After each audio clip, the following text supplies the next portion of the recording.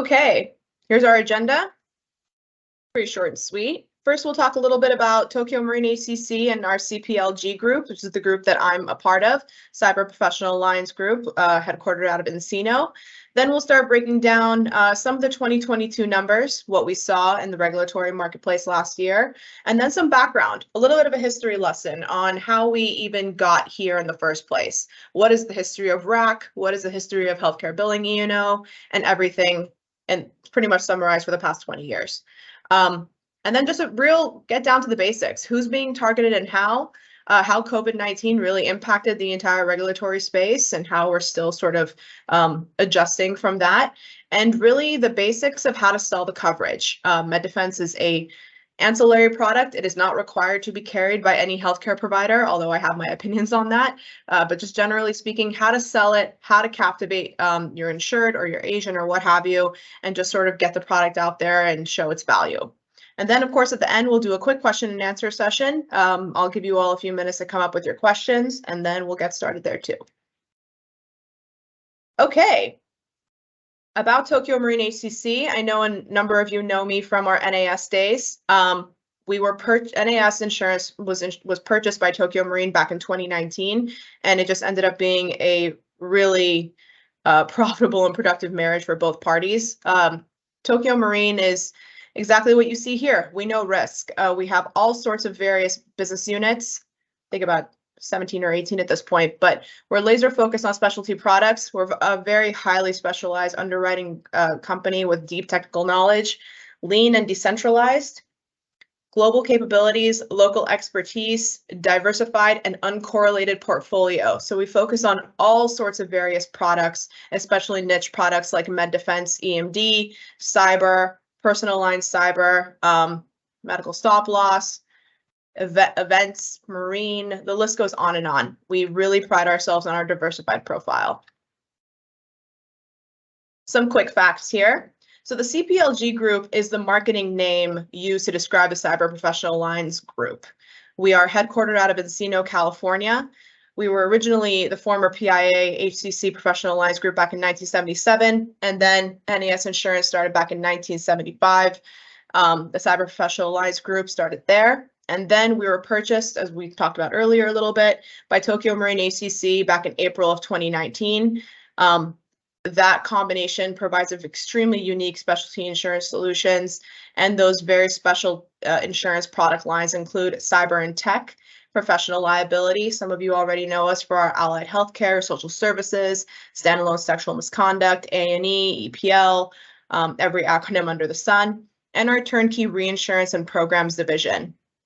You combine all those groups and we write over $320 million in annual gross written premium, and we have over 300 employees nationwide located in Encino, San Francisco, and Concord, California, Atlanta, Chicago, Philadelphia, and New York City.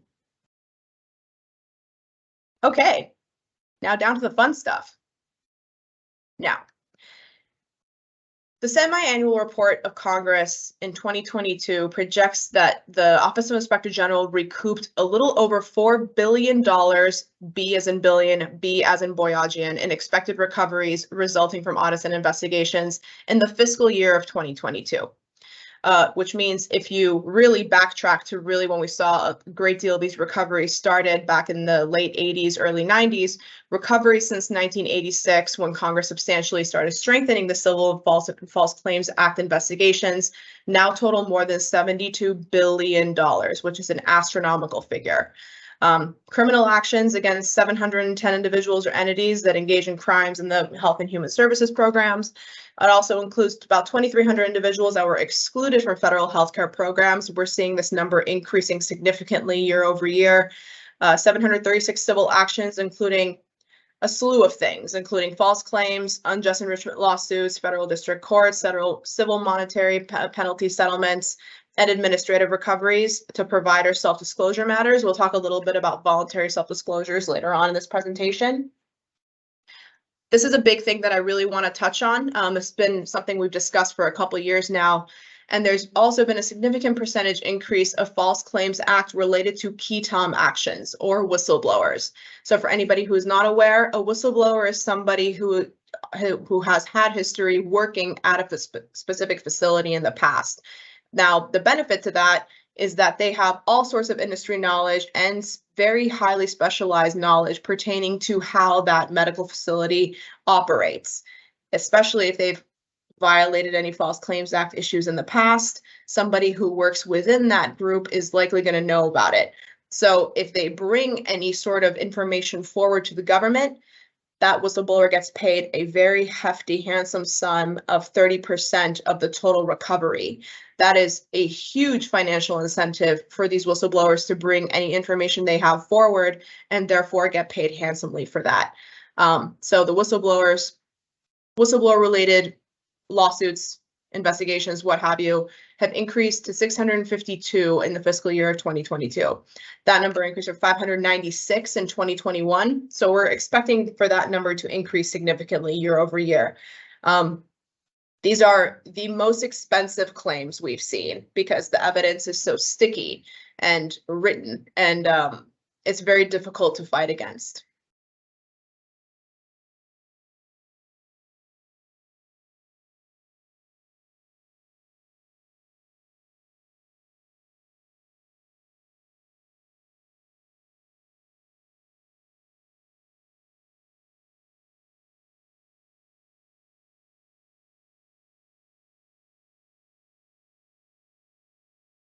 Sorry, folks. Looks like I muted myself. No worries. It's not a webinar with me unless there's a technical difficulty. But moving right along, notable investigations in 2022 as well. Now, I broke this down in 3 separate categories to really sort of highlight how every size group is really going to be investigated by the government. Nobody is really exempt. I know when I have pitched this coverage in the past, a lot of feedback that I've received are, oh, well, our insured they're small potatoes. They don't have a ton of physicians. Everybody really knows what they're doing. They're not going to be on the government's radar. Well, this slide really does indicate that regardless of your size, you are still going to be on the government's radar. So the first example we have here is a physician and office manager, literally a 2-man group, agreed to pay $420,000 to settle kickback allegations because they received illegal kickbacks from referring patients to 3 different labs in Texas, New Jersey, and South Carolina. Now, 420 grand when you are a 2-man group and probably make 200 grand a year is pretty hefty. So that's a significant investigation. Biotelemetry is another medium-sized group. They were investigated and had to return $44.8 million to resolve False Claims Act related violations because of services that were performed by offshore physicians. Now, this group knowingly submitted claims to Medicare, TRICARE, and Veterans Health Administration for heart monitoring tests that were performed in part by physicians outside of the US, technicians that were outside of the US, and in many cases by technicians who were not even qualified to perform those tests to begin with. So telemedicine is a big sticking point and a very important class that we're starting to see a great deal of investigations come through since the pandemic, which is a really important point to discuss here. And Biogen. There's always the 900-pound gorilla in the room, right? So Biogen is a Massachusetts-based pharmaceutical company. They agreed to pay $900 million to resolve allegations through False Claims Act violations to Medicare and Medicaid. They were paying kickbacks to physicians to induce them to prescribe Biogen drugs. And I did want to mention that the lawsuit was filed by a former Biogen employee, Michael Bodniak, under the Keaton provisions of the Federal False Claims Act. So remember in the last slide, we were talking about how they get paid a handsome sum of 30% of the recoveries. So Michael will receive approximately 29.6% of the federal proceeds from this settlement. So he got paid a pretty penny for bringing this information forward, and that is really the incentive for whistleblowers to continue doing what they're doing.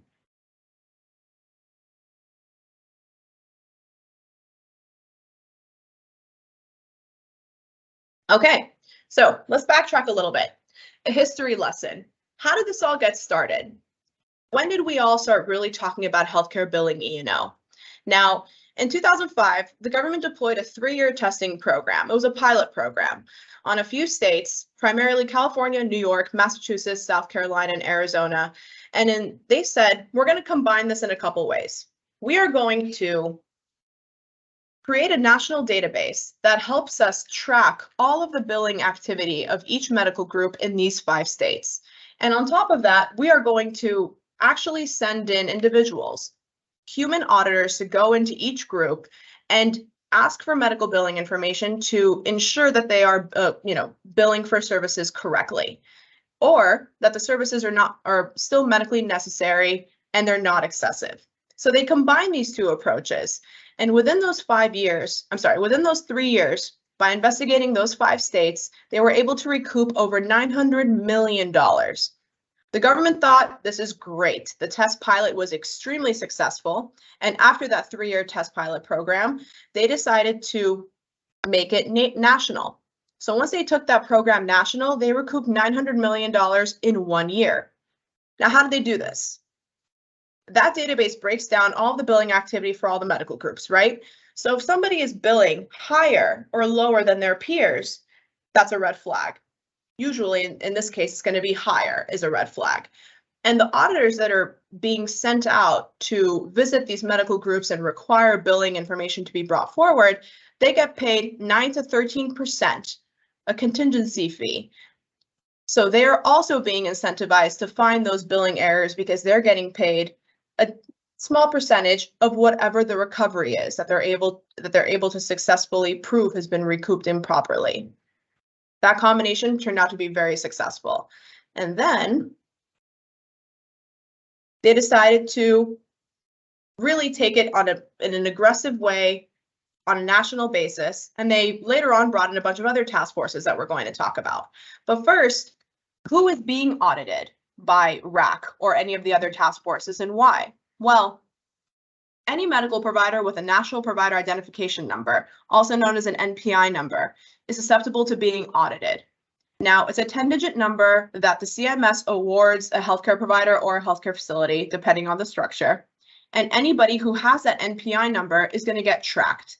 And they're given to those healthcare providers to submit claims or other transactions. So it's very easy to track somebody's billing activity. And therefore, if it's higher than average, then that brings up the question of if they're doing something differently from their peers and what are they doing differently?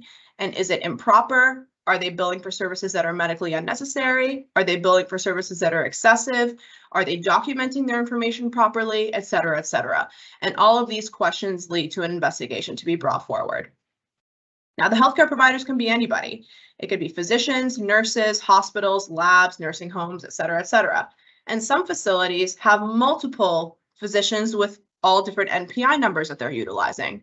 Others have one NPI number that is assigned to one facility. And so your exposure changes with each healthcare provider, which is extremely important when you're reviewing it in the sense of how they could be investigated by the government and why. So here are some of the other alphabet task forces that developed from the RAC program. The government realized that the RAC program was extremely successful, and so they wanted to replicate it. So a sample of the alphabet task forces include a number of acronyms here. Now we're going to get a little acronym crazy. The first one is ZIPIC, the Zone Program Integrity Contractor. There's 7 contracting companies assigned to various regions in the US. Now, what separates, or at least what makes each of these task forces different, is all of the little nuances. Now, some of them focus primarily on certain classes, like heat. They focus on DME and home healthcare providers in the Southeast. PSC focuses a little bit more on various contracting companies, at least they used to before they got fired due to lack of recoupment. And ZIPIC has a much longer look back period. So RAC typically has a look back period of 7 years, which means they can look back at all of your billing activity going back 7 years. ZIPIC can go back 10 years. And other task forces can go back shorter or longer periods of time, which is what makes it a little bit harder to keep track of, because each investigation takes on the characteristics of that alphabet task force and whatever rules and protocols they have in place. So it's difficult to wrap your head around it. Then you have your MICs and MACs. Their look back period is pretty short, a minimum of 3 years, but can go up to 5 or 6.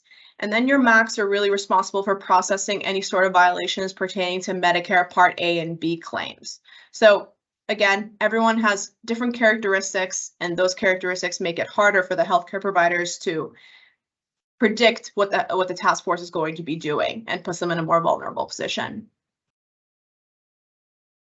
Okay, this is one of my favorite slides. Now, pretend you're a healthcare provider. I want you all to kind of put yourself in the position of a healthcare provider when you're presenting this product to them. And that healthcare provider is probably going to think that they haven't done anything wrong. They're just billing for services that are being provided. Nothing is medically unnecessary or excessive. They don't understand, or hopefully haven't been in a position where they have had to undergo a billing errors proceeding or a regulatory proceeding. But this is really what it looks like.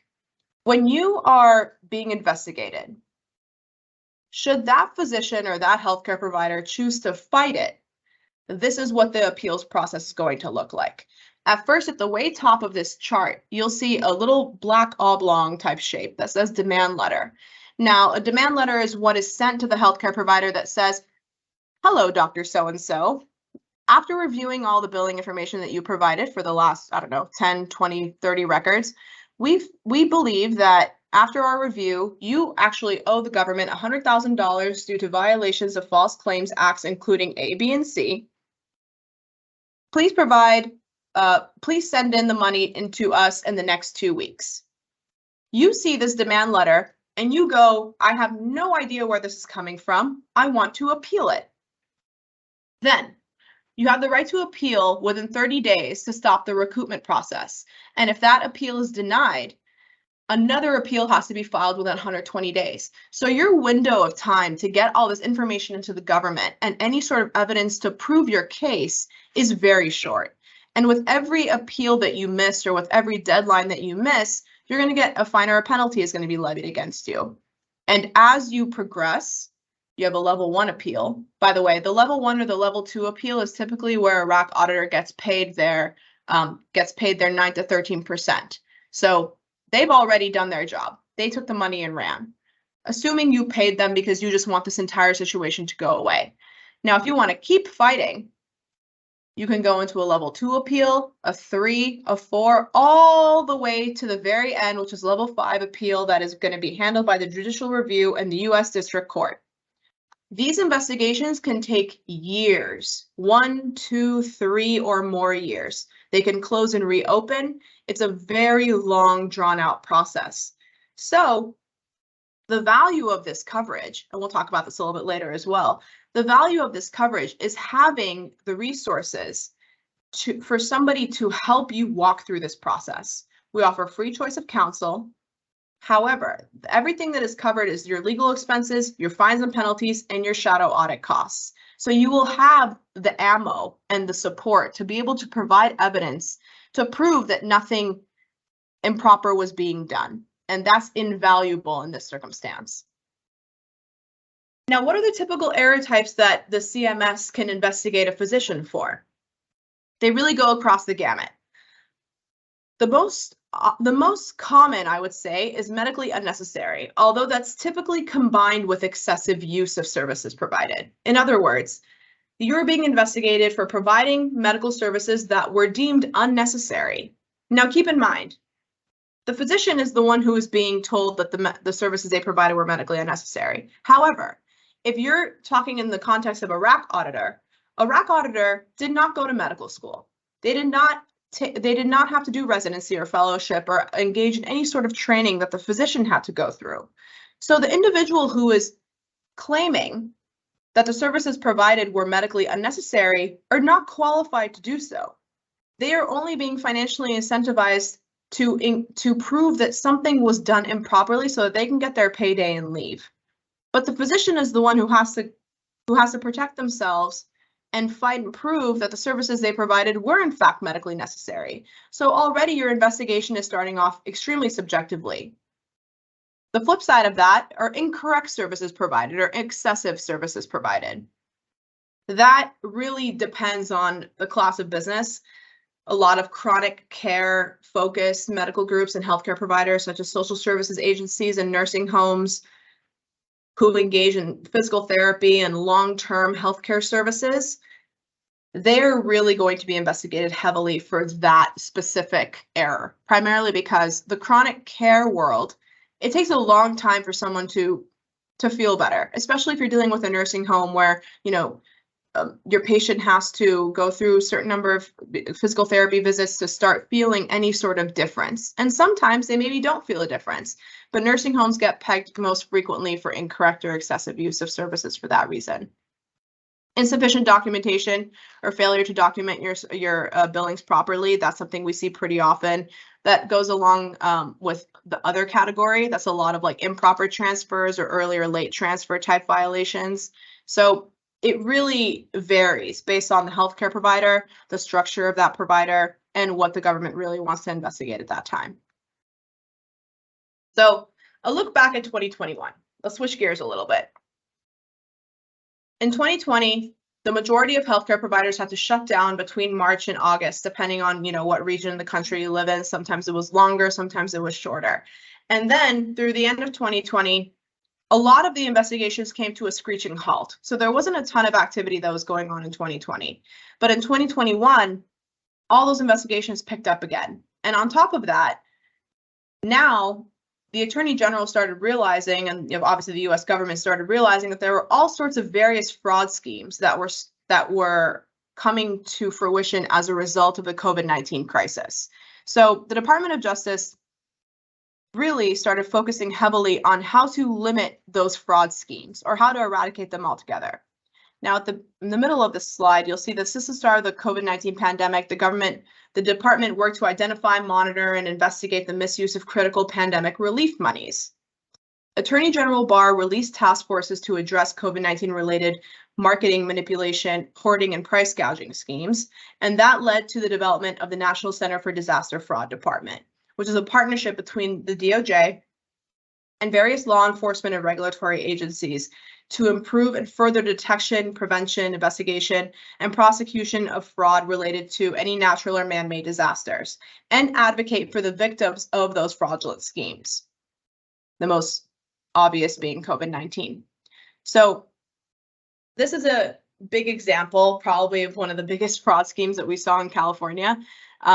This actually took place 10 minutes from our home office, which I also thought is pretty funny. But a Southern California couple, Ivazian and Terabellian, were convicted by a federal jury of leading a conspiracy to fraudulently obtain more than $20 million in COVID-19 relief funds.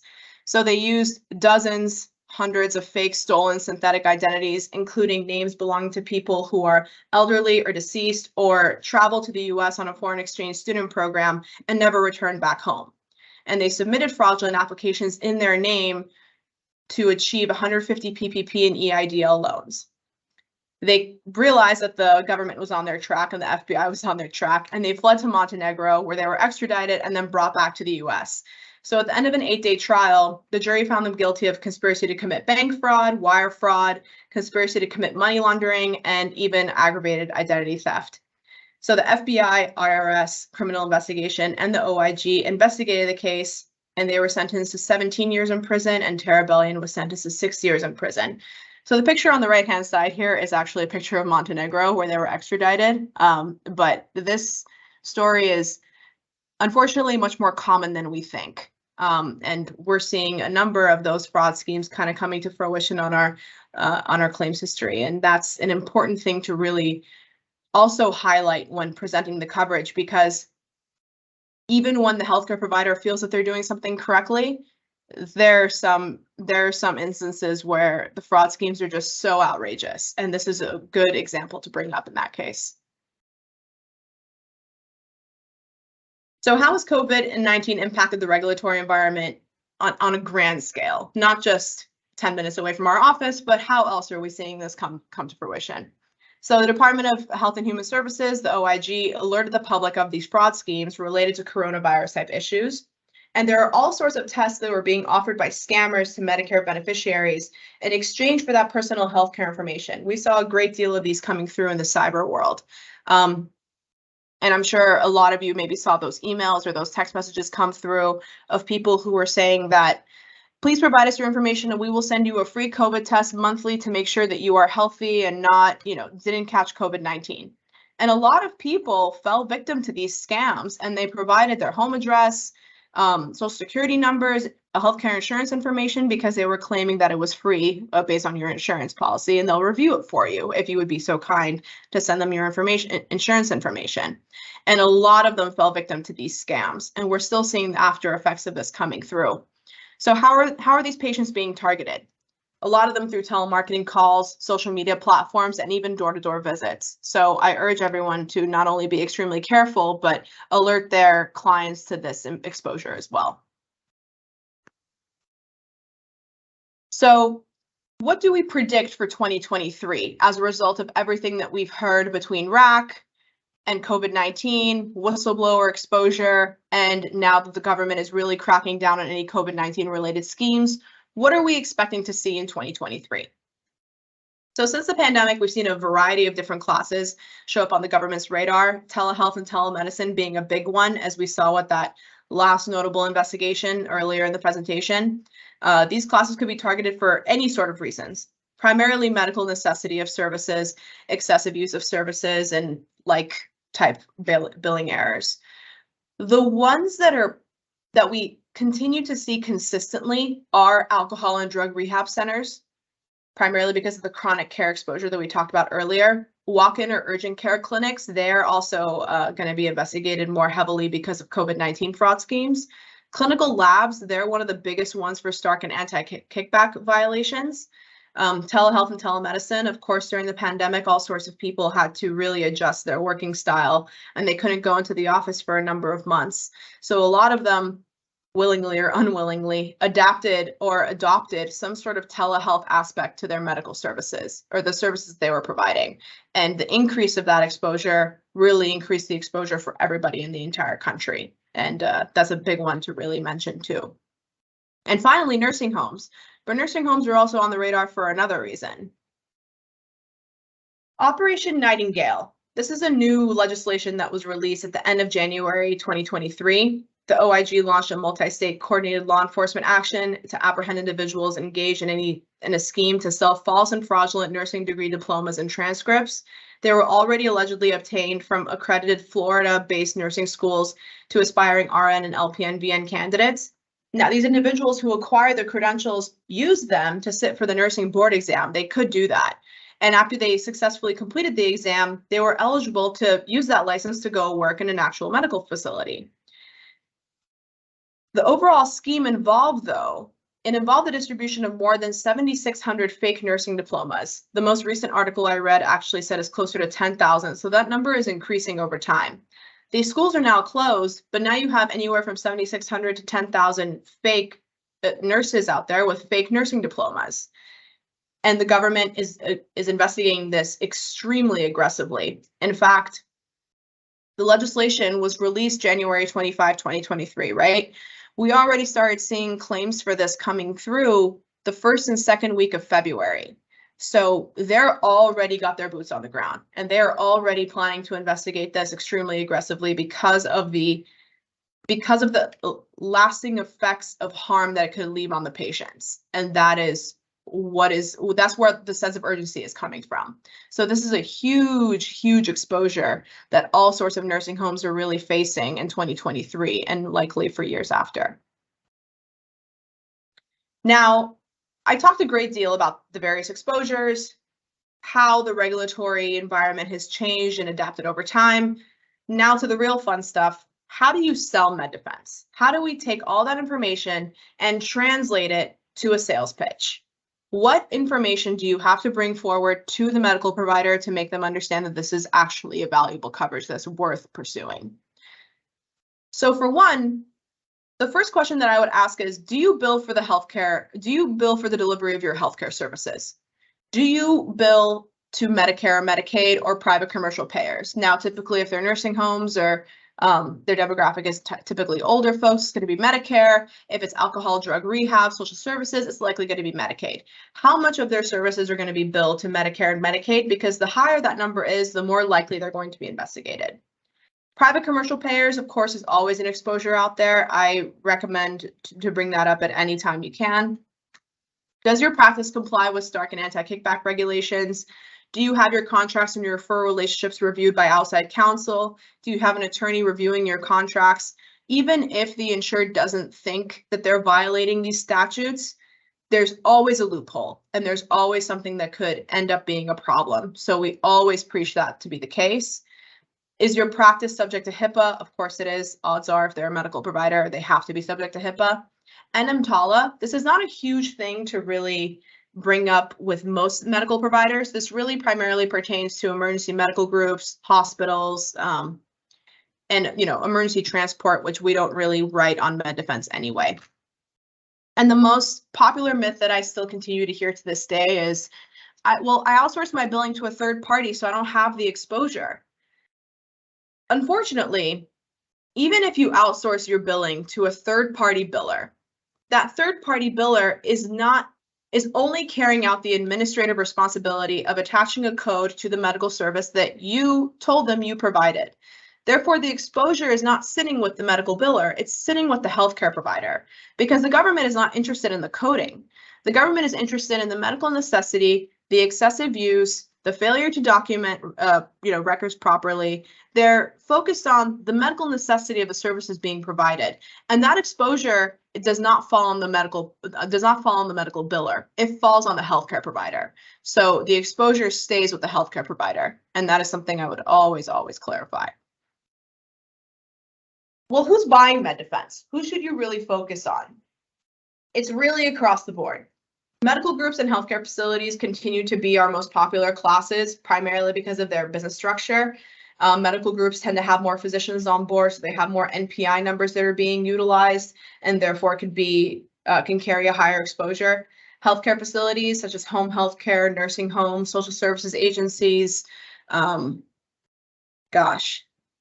walk-in clinics, family medical practices, they all are always going to be investigated at a high rate. Hospitals are also extremely popular because they run a gamut of multiple operations. They typically also have a focus group of administrators that are focusing on the billing, so they tend to be a little bit more risk savvy sometimes.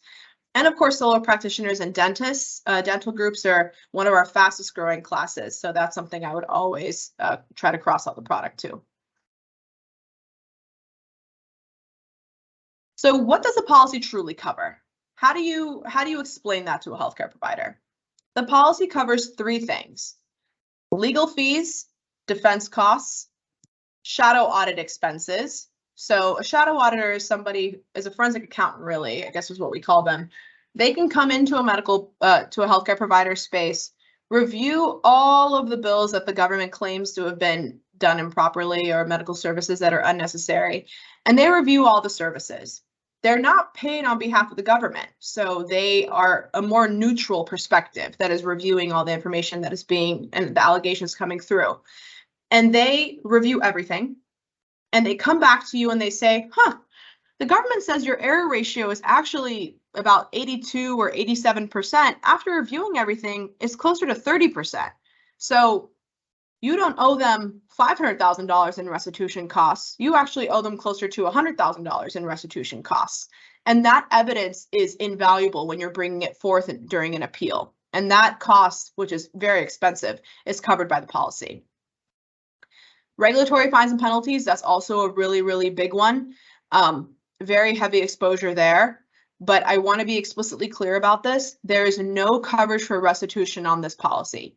There's no coverage for any amounts that are truly resulting from services that were improperly billed for. So that is all on the healthcare provider to pay. There's no coverage for that on this policy. This is my favorite part. A couple of claims examples for you. So we have one insured who received a civil investigative demand, a CID. Those are typically going to be pretty severe.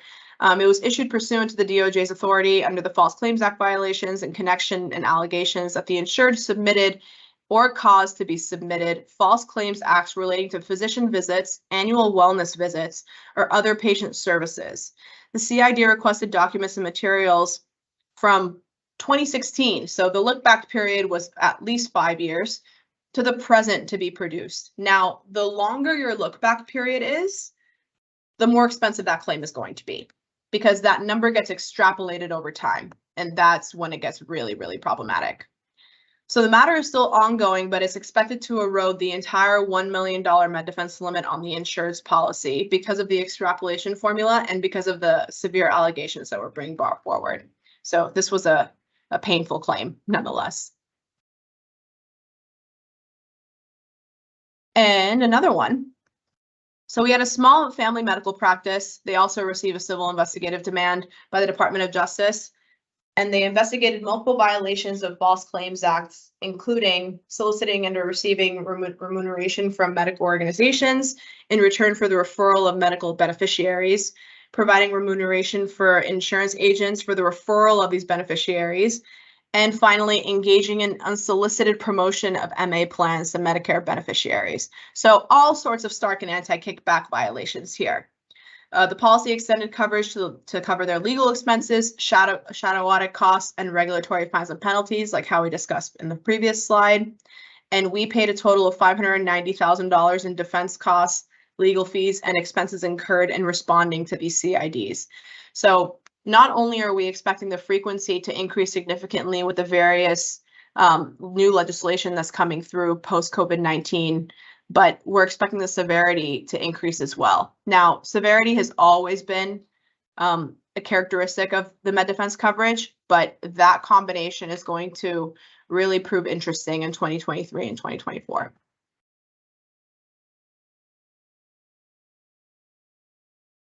And finally, how to present the coverage. Now, MEDEFENSE can be sold separately or in conjunction with our cutting-edge cyber product, EMD. I'm sure a number of you have heard of the EMD coverage. It's identical to our NetGuard coverage as well. But the ability to combine those two on one policy is something that very, very few markets offer in today's marketplace. I want to say it's us and 2 other markets that do it. But the primary thing to bring up here is when you're talking about the billing errors preceding coverage, so MEDEFENSE, you always want to bring up the 4 primary things that are going to be covered the most frequently. Now, it's usually going to be federal or state governmental agency related investigations that you're probably going to hear the most about from your healthcare clients, along with any sort of commercial payer related type investigations. But the primary thing I would bring up every time is ketom plaintiffs. Those continue to be the most expensive claims that we see. They're also the stickiest claims because of the information that is being brought forward is coming directly from that medical group or healthcare provider. So it's harder to refute it. And of course, the ketom plaintiffs are getting paid a much heftier sum, triple the sum of what a RAC auditor is getting paid or a regular auditor is getting paid. So they're much more incentivized to make sure that their allegations stick. And finally, coverage for other medical regulatory violations such as HIPAA, Stark, EMTALA, anti-kickback, and what have you. I believe that is all we have. Finally, this is a call to arms here. This is really why we have this presentation, right? Is to make sure that we help you understand or think about who has this kind of business, who has small to middle market healthcare business that would benefit from this coverage. Is it your retailers? Is it a colleague? Is it a book of business that your colleague has that you want to cross-sell this product to? And how do we get their attention? I know that there's a big sales aspect to successfully bringing this coverage forward and bringing awareness to it. So what do you think would be the most efficient way of doing that? Is it a webinar? I've done many broker-specific webinars or office-specific webinars that sort of really make it more specific to the clients that you have and what we're seeing to make it more catered to your sales pitch.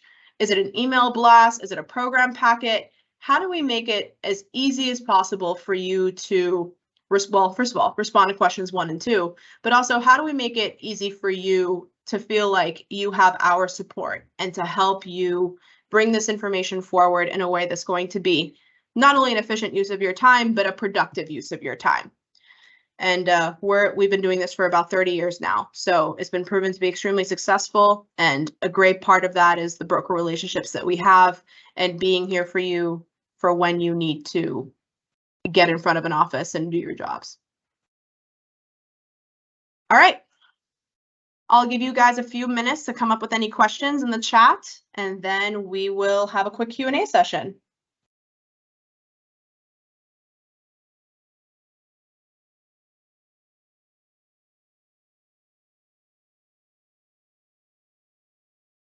Oh, and finally, in case I didn't say this in the beginning of the slide, which I should have, this presentation is also being recorded and transcribed. So we will happily send it out to anybody who is interested after the fact. And before I forget, because I tend to forget, I will also be at Plus Medical in Dallas next week. If anyone is going to be there and would like to just grab a drink and chat a little bit further. So now I'm going to go back to letting you guys ask some questions.